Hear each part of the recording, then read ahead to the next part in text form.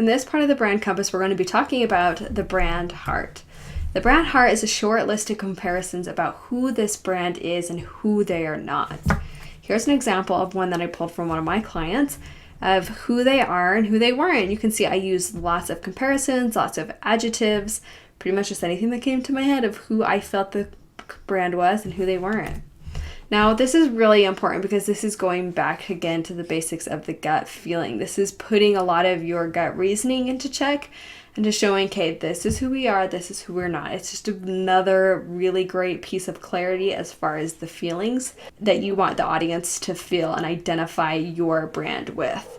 So there's no really right or wrong way to do this portion of the brand strategy. It really is, again, about the gut feeling that you're getting and where the creative intuition and where you draw inspiration from and putting that into words. This is where your personality as a brand strategist really gets to shine, and you get to come forth and be like, this is what I associate your brand with. I associate it with these words. I associate it with these people, or anything else that you can associate it with through your personal experience is what's really going to make this part of the brand experience shine. Now, if you're struggling, go to the Pinterest board that you've created with your client and look for visual representations of who the brand is. A lot of the times you'll see pictures of architecture, of fashion, and you'll be able to get a lot of really great ideas of comparisons there. Are there any non-business things that your client is always talking about? For example, if they're always talking about Disneyland, Starbucks, or the outdoors, then add them. What you can also do to help you is you're going to go back to the voice that you've created. And at the top of the voice, there's those 3 keywords that you decided that you want the brand to feel like, right?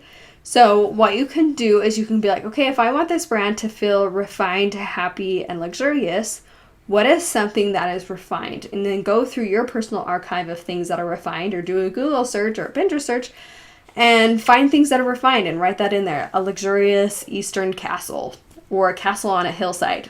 That's who you are. That's what I associate you with. And that's something that you could put in there.